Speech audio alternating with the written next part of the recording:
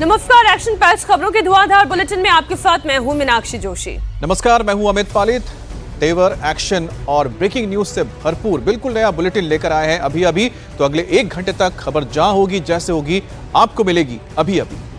आज खबरों में बात होगी उत्तर प्रदेश में कालाबाजारी करने वालों पर कैसे पड़ रहे हैं ताबड़तोड़ छापे। 20 दिन में ही 233 एफआईआर।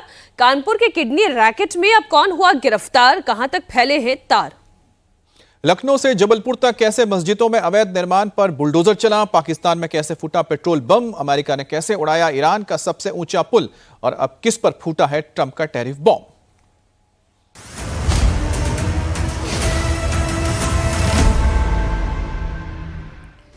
देश में सिलेंडर संकट के नाम पर कालाबाजारी के खिलाफ जबरदस्त एक्शन जारी है। उत्तर प्रदेश में सीएम योगी आदित्यनाथ के निर्देश पर कालाबाजारी करने वाले रडार पर हैं।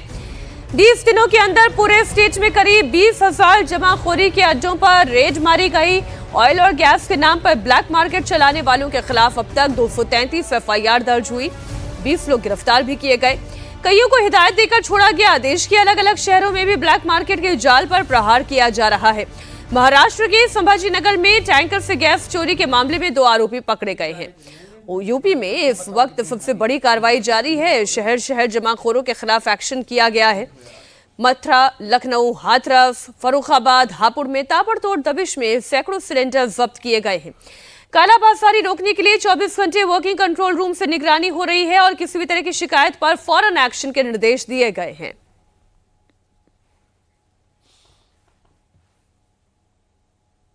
और यूपी के हापुड़ में सिलेंडर जमाखोरी के खिलाफ एक्शन हुआ है। प्रशासन ने अवैध गैस रिफिलिंग और कालाबाजारी को लेकर छापेमारी की। शहर के पौंच कॉलोनी में एक घर से सिलेंडर्स का जखीरा जब्त किया गया। बरामद सिलेंडर्स में कमर्शियल और घरेलू दोनों मौजूद हैं। यहां पर अवैध तरीके से रिफिलिंग का भी काम किया जा रहा था, जिसके बाद एक्शन लिया गया है। ये था हमारा सर्वोदय कॉलोनी है। वहाँ पर एक सूचना मिली थी कि वहाँ पर एक निजी परिसर में, निजी घर में वहाँ पर कुछ सिलेंडर रखे हुए हैं। तो वहाँ पर मौके पर पुलिस के साथ में वहाँ जाकर जांच की गई। जांच में पाया गया कि उन्होंने अपने घर के अंदर ही 11 कमर्शियल सिलेंडर रखे हुए थे, 3 एफटीएल थे और 3 खाली डोमेस्टिक सिलेंडर्स थे। और वहाँ पर जो बांसुरी होती है वो भी रखी हुई थी, जिससे प्रतीत होता है कि वो कालाबाजारी वहाँ पर कर रहे थे उसकी। तभी मौके पर ही सबके बयान लिए गए और उन पर प्रथम सूचना दर्ज कराई गई 3/7 के अंतर्गत। और इसी के साथ में मुझे ये भी कहना है सभी को, अगर इस तरीके का और भी कहीं पर प्रकरण पाया जाता है तो उनके विरुद्ध भी इसी प्रकार से कार्रवाई की। मैडम, कुल कितने सिलेंडर बरामद हुए हैं? कुल 17 हुए हैं हमारे पास में बरामद, जिसमें 11 कमर्शियल थे और 3 डोमेस्टिक और 3 एफटीएल जो 5 kg का होता है। अब खबर मथुरा से है, जहां गैस सिलेंडर की कालाबाजारी का भंडाफोड़ हुआ है। पुलिस ने खेत के अंदर बने हुए 2 कमरों के घर से सिलेंडर का जखीरा जब्त किया। एक हॉकर को हिरासत में लिया गया है। शिकायत के आधार पर पुलिस ने दबिश दी। 2 कमरों में 25 से ज्यादा सिलेंडर जमा करके रखे गए थे। 3500 रुपए में ब्लैक में ये सिलेंडर बेचे जा रहे थे। सिलेंडर को जब्त कर पुलिस अब हॉकर से पूछताछ कर रही है। उनके पास में कॉल की एक दिन कि भाई हमारे यहाँ सिलेंडर क्यों नहीं ला रहे हो, तो बोल लेते सिलेंडर तो मिल जाएगा, अगर 3500 रुपए में लेना है तो ले लो सिलेंडर, अन्यथा सिलेंडर नहीं है आपके लिए। अभी यहाँ पर कितने सिलेंडर पकड़े गए? अभी यहाँ पर ऐसे होंगे करीबन 20-22 सिलेंडर पकड़े गए यहाँ पे। तो अभी आए हैं और हमने अभी यहाँ पर देखा पकड़े गए। और रुचि कुमार हमारे साथ जुड़ गए हैं। रुचि, उत्तर प्रदेश में जो ताबड़तोड़ छापेमारी चल रही है, मुझे लगता है किसी और राज्य में देखने को नहीं मिल रही है। आखिरकार किस तरह से प्रशासन या योगी आदित्यनाथ ने ये पूरा का पूरा एक नया सिस्टम तैयार किया है ताकि जो जमाखोर हैं उनके खिलाफ एक बड़ी कार्रवाई जो लगातार चल रही है, कैसे चल रही है? गैस एक ऐसी चीज़ है जो हर घर में इस्तेमाल होती है। अब गैस की कमी हुई, उसकी अफवाह फैली या किल्लत हुई तो लोग बहुत ज़्यादा परेशान होने लगे। आपने देखा कि किस तरह से लंबी लंबी कतारें अभी भी कहीं कहीं आपको देखने को मिल रही हैं। तो सरकार हरकत में आई और जो ज़िला पूर्ति कार्यालय होता है उसके ज़िले में जो ज़िला पूर्ति अधिकारी होते हैं उन्होंने अपनी एक टीम बनाई सरकार के निर्देश पे। और वो टीम ने जो जैसे लखनऊ है तो यहाँ जितनी गैस एजेंसीज़ हैं, उनके गोदाम हैं, सब जगह छापे मारने शुरू किए। अब करते क्या है कि गैस एजेंसी में जाते हैं, गोदाम में जाते हैं, उनका स्टॉक रजिस्टर निकलवाते हैं, देखते हैं कि वहाँ कितने सिलेंडर हैं, टोटल कितने कनेक्शंस हैं, कितने कंज्यूमर्स हैं, कितनी गैस के सिलेंडर्स खाली हैं, कितने भरे हैं, कितने सप्लाई हो रहे हैं। तो जो भी काला बाजारी कर रहा होता है उसका वो पता चल जाता है सब जब वो जांच करते हैं। तो इस तरह से ये काला बाजारी के मामले जगह जगह पकड़े जा रहे हैं। और सिर्फ ये नहीं, कहीं कहीं ऐसा भी पकड़ा गया कि सिलेंडर से गैस निकाल के, मतलब यानी आपको जो इसके लिए मेहनत करनी पड़ रही है, क्योंकि सिर्फ प्रशासन ऐसा नहीं है कि जाके छापेमारी कर रहा है, उसके लिए पूरी की पूरी एक हम कह सकते हैं कि सिस्टम है। सिस्टम के तहत आप जा रहे हैं, रजिस्टर चेक कर रहे हैं, मिलान कर रहे हैं, उसके बाद जाके आपको पता लग रहा है कि कितना आया, कितना गया और कितना बचा के रखा गया, जिसको कि कालाबाजारी की जा रही है। आप नजर बनाए रखें इस पूरी खबर पर, क्योंकि लगातार इस पर जैसे अपडेट आते रहेंगे, जो लोग हैं उन्हें भी तसल्ली होगी कि उन्हें सिलेंडर मिलता रहेगा, कालाबाजारी नहीं होगी। आइए खबर महाराष्ट्र की भी आपको दे दें। महाराष्ट्र के संभाजी नगर में एलपीजी चोरी के रैकेट का भंडाफोड़ हुआ है। टैंकर से गैस चोरी कर ये पूरा गिरोह एलपीजी की तस्करी करता था। 1 करोड़ 26 लाख से ज्यादा का माल इनके पास से जब्त किया गया है।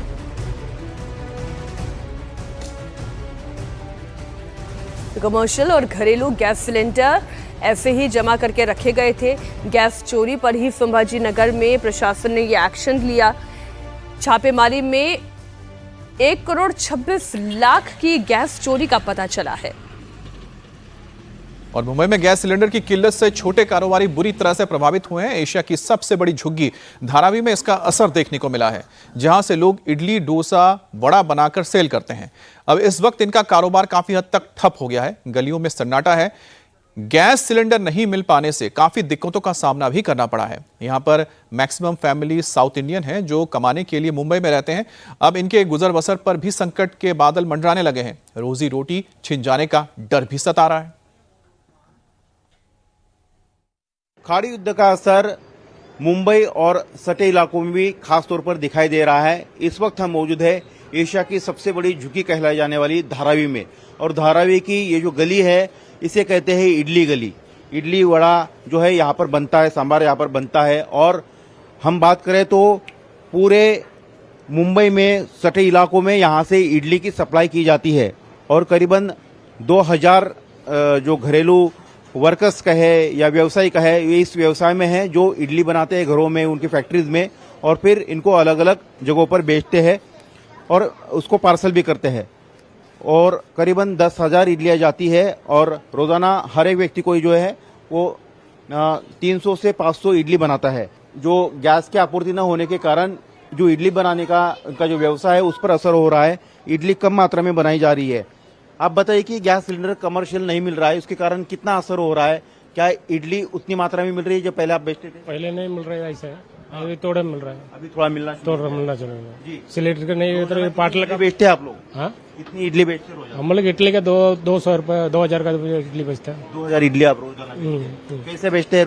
इडली कितना रुपए प्लेट रहते हैं? 20 रुपये बेचता है, अभी 30 रुपये डाल रहा है। ये देखिए इडली बनाने का पूरा सामान है। यहाँ पर इडली का ये स्ट्रे है, प्लेट यहाँ पर रखा गया है। यहाँ पर जो मिक्सिंग मशीन है वो है और इनका साजो सामान है। लेकिन ये पूरी तरह से इस वक्त जो खाली पड़ गया है, क्योंकि यहाँ पर गैस सिलेंडर जो है वो आपूर्ति नहीं हो पा रही है कमर्शियल गैस सिलेंडर की। तो इडली बनाने की जो प्रोसेस है या जो उनका जो काम है वो कहीं ना कहीं ठप होता नजर आ रहा है। हमारे साथ है यहाँ पर एक व्यवसायी है। आपका नाम बताइए भैया। चिन्ना स्वामी है सर। चिन्ना स्वामी। ये आप इडली बनाते हैं? हाँ सर। कितने इडली बनाते हैं? मैं तो एक दिन का 300 इडली बनता हूँ सर। अभी 4-5 दिन से मैं छुट्टी पर, क्यों बाटला नहीं मिल रहा करके। पहला बाटला मिला था, जाया था। ये सिलेंडर खत्म हो गया? वो खाली बाटल है, वो भी थोड़ा सा घर के लिए रखा, बच्चों लोग के खाना पीना पकाने के लिए। इडली गैस सिलेंडर मिल रहा है अभी नहीं मिल रहा है। तो इडली कम बना रहे हैं? हाँ, कम बना रहे हैं। कितने दिन का बाकी बचा है? अभी बुक कर लिया, वो पाटल है, अभी खत्म होएगा ना, फिर बंद करके बंद हो जाए। फिर खाते इडली ना ये? हाँ, खाते इडली वड़ा खाते। तो अभी कम मिल रहा है लोग? हाँ, कम मिल रहा है। अभी अभी बड़ी खबर यूपी के कानपुर से है, जहां किडनी ट्रांसप्लांट रैकेट की खिलाफ जांच टीम एक्शन मोड में है। कानपुर समेत कई अलग अलग लोकेशन पर 6 लोगों की गिरफ्तारी हुई है। मेरठ के मास्टरमाइंड डॉक्टर अफजाल और एक डॉक्टर के टेक्नीशियन को पुलिस ने अरेस्ट किया है। कानपुर से शुरू हुई तफ्तीश अब देश के कई राज्यों तक पहुंच गई है। यूपी, उत्तराखंड, दिल्ली और आसपास के इलाकों में तफ्तीश की जा रही है। इस रैकेट से जुड़े हुए लोगों की तलाश जारी है। जांच टीम के रडार पर कई नामी डॉक्टर्स और सर्जन हैं। इन्हें लेकर भी छानबीन हो रही है।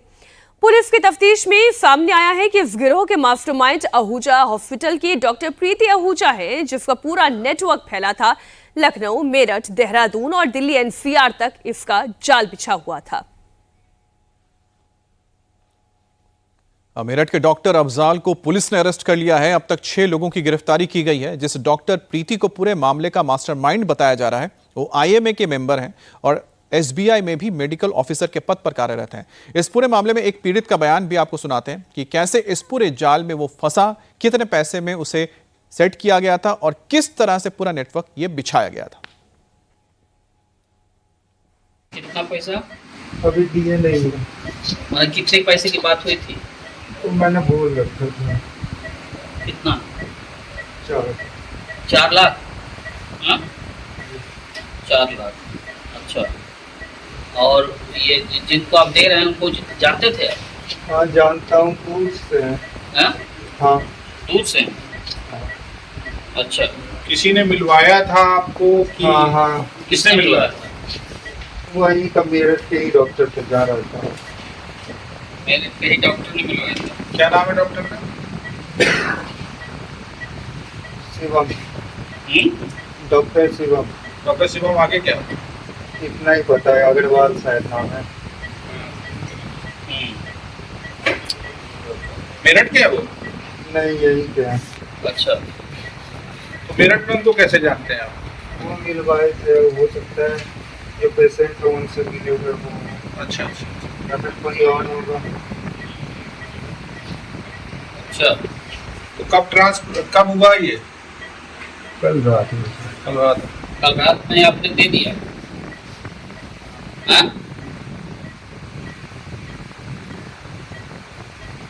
आप करते क्या हैं? कहाँ, यहीं पे हुआ था सर्जरी?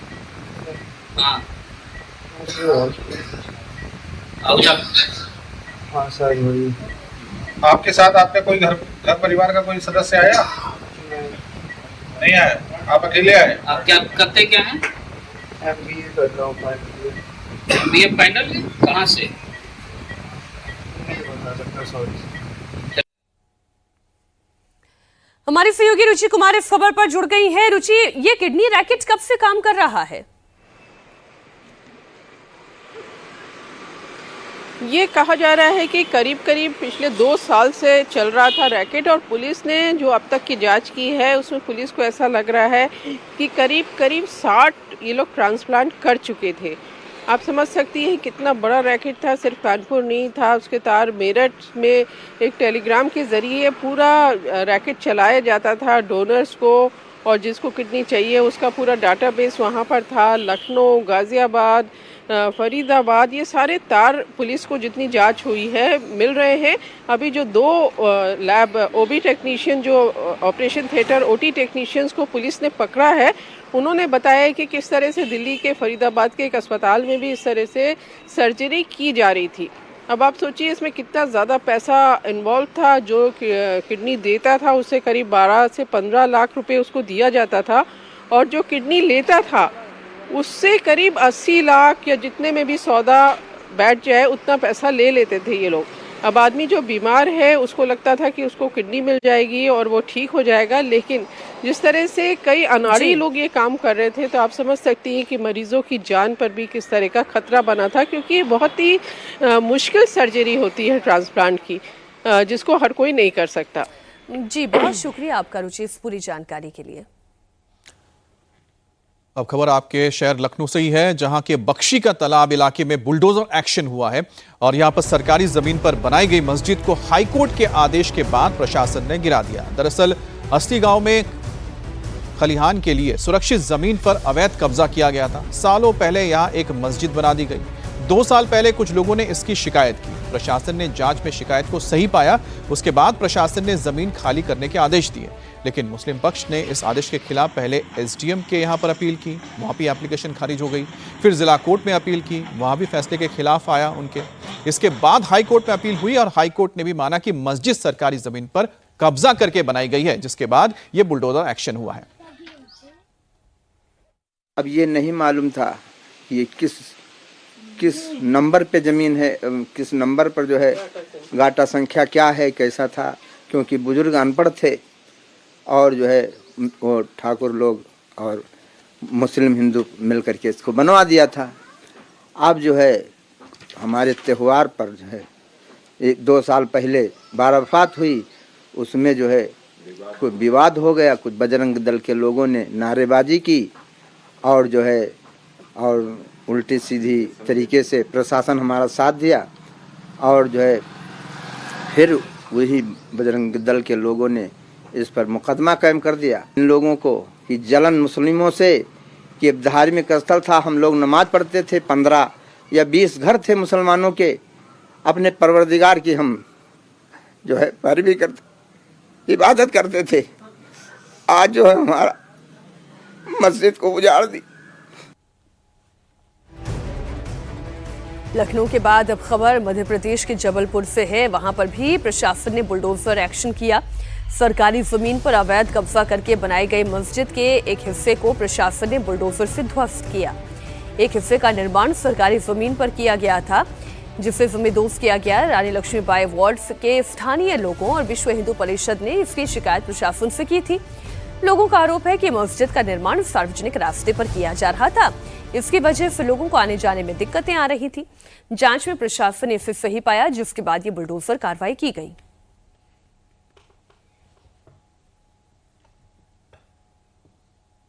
और पश्चिम बंगाल के मालदा में 7 न्यायिक अधिकारियों को बंधक बनाए जाने के मामले में पुलिस को बड़ी कामयाबी मिली है। सीआईडी ने आज सुबह कालियाचक मालदा मामले के मास्टरमाइंड को गिरफ्तार कर लिया है। पेशे से वकील, मास्टरमाइंड का नाम है मोफक्करुल इस्लाम।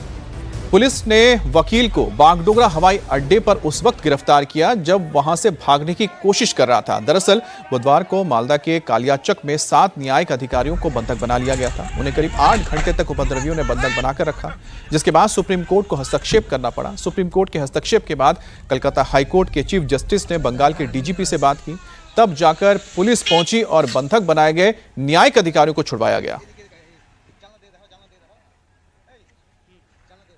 मालदा जिला का कालियाचौक ब्लॉक 2 नंबर मोथाबाड़ी ब्लॉक ऑफिस, इसी जगह पर बुधवार देर रात तक 7 जुडिशियल अफसर को रोक कर रखा गया था, घेराव करके रखा गया था। और यही वो दफ्तर है जहां पर 7 जुडिशियल ऑफिसर को रोक कर रखा गया था। यहाँ पर जैसे कि देखा जा रहा है, जिन लोगों को एसआईआर सुनवाई के लिए बुलाया गया था, उनका जो लिस्ट है वो लिस्ट भी यहाँ पर आपको देखने को मिलेगा। तो इसी जगह पे सुनवाई के दौरान, सुनवाई खत्म होने के बाद शाम के 5 बजे जब जुडिशियल ऑफिसर निकलने की कोशिश कर रहे थे, उसी वक्त उनको रोका गया। लोकल्स ने उन्हें रोक लिया और उसके बाद जैसे कि देखा गया, लगातार वो गुहार लगाते गए कि कब तक वो यहाँ से बाहर निकल पाए, लेकिन इस जगह से वो बाहर नहीं निकल पाए। अमूमन रात के 11 बजे बड़ी पुलिस फोर्स आया और उसके बाद इन 7 जुडिशियल अफसर को इस जगह से बाहर निकाला गया, क्योंकि हजारों लोग यहाँ पर इकट्ठे हो गए थे और उनका जो कहना था कि जल्द से जल्द ये सुनवाई खत्म करके उनका वोटर लिस्ट में उनका नाम दाखिल किया जाए। लेकिन ये जो सुनवाई प्रोसेस है, उस प्रोसेस से बाहर कैसे वो निकल पाएंगे, यही लगातार सवाल पैदा हो रहा था। तो उसके बाद जैसे कि देखा गया कि अमूमन कई घंटों तक ये 7 जुडिशियल ऑफिसर इसी जगह पर फंसे हुए रहे और उनके बाद उनको इस जगह से निकाला गया एसपी द्वारा। लेकिन रास्ते से निकलने के बाद अमूमन यहाँ से 700 से 800 मीटर दूर फिर से उन्हें रोक लिया गया और उसके बाद एक के बाद एक पुलिस अफसर के द्वारा उन्हें इस जगह से रेस्क्यू किया गया। तो अभी तक इस घटना में एनआईए अपनी जांच करेगी। कुछ ही देर में एनआईए भी पहुंचेगी और इस जगह के जो लोग हैं उन लोगों से बातचीत भी करेंगे और पूरी मामले के जांच पड़ताल भी किया जाएगा। इसके अलावा पुलिस द्वारा अलग अलग जगह पे छापेमारी भी किया जा रहा है और इसके जरिए अभी तक 18 लोगों को अरेस्ट भी कर लिया गया है। तो पूरी जो मामला है, इस मामला पे फिलहाल जांच पड़ताल पुलिस द्वारा जैसे किया जा रहा है, इसके साथ साथ एनआईए भी इस पूरी मामला का जांच कर रहा है। मालदा हिंसा मामले की जांच जहां अब एनआईए कर रही है, तो वहीं इस मामले में कार्रवाई करते हुए बंगाल पुलिस ने आईएसएफ उम्मीदवार शाहजहां अली समेत 18 लोगों को गिरफ्तार किया है। मालदा मामले में सुप्रीम कोर्ट की टिप्पणी के बाद चुनाव आयोग ने मामले की एनआईए जांच के आदेश दिए। चुनाव आयोग का आदेश मिलते ही एनआईए ने इसकी जांच शुरू भी कर दी है। बुधवार हुआ था, थोड़ा एसआई के लिए आए थे यहाँ पे। जो सर जितने भी थे अंदर में अटका हुआ था, फंसा हुआ था। तो उसके बाद हम लोग तो झमेला हो रहा था, इसलिए हमने बंद करके चला गया। उसके बाद तो पता नहीं है। अच्छा। हाँ। तो यहाँ पर रोक लिया गया था। कितने लोग थे इसमें? बहुत लोग थे, गिनती तो नहीं होगा, बहुत सारे लोग थे। अच्छा, तो ये जज तो काफी ज्यादा डर गए होंगे इसके बारे में। बहुत हल्ला हुआ था क्योंकि पूरा एरिया के लोग आए थे ना। अच्छा, बहुत लोग हो गए थे। अच्छा, हमारा तो ये टूट गया, ये भी तो टूट गया। और अब खबर उत्तर प्रदेश के युवाओं के लिए है, जो एक अच्छी खबर है। उत्तर प्रदेश के मुख्यमंत्री योगी आदित्यनाथ ने ऐलान किया है कि इस साल यूपी पुलिस में 81,000 पदों में भर्ती की जाएगी। ये भर्ती प्रक्रिया फाइनेंशियल ईयर 2026-27 के दौरान होगी, जिससे बड़े पैमाने पर रोजगार सृजन होगा और प्रदेश की कानून व्यवस्था को और मजबूती मिलेगी। पुलिस विभाग की समीक्षा बैठक में मुख्यमंत्री ने स्पष्ट निर्देश दिए हैं कि सभी भर्तियां मेरिट और आरक्षण नियमावली के अनुसार की जाए और पारदर्शिता का ख्याल रखा जाए। साथ ही भर्ती प्रक्रिया को समयबद्ध तरीके से पूरा करने पर भी विशेष जोर दिया गया कि ताकि वक्त से ये रिक्रूटमेंट हो जाए। पाकिस्तान में फिर कैसे फूटा फ्यूल बम? कंगले मुल्क पर कैसे पड़ी महंगाई की नई मार? ईरान के 35,000 करोड़ के सबसे ऊंचे पुल को ट्रंप ने क्यों बनाया निशाना? अब कहां फूटा है ट्रंप का टेरिफ बम? इन्हीं खबरों पर होगी बात अभी में सुबह 11:30 बजे।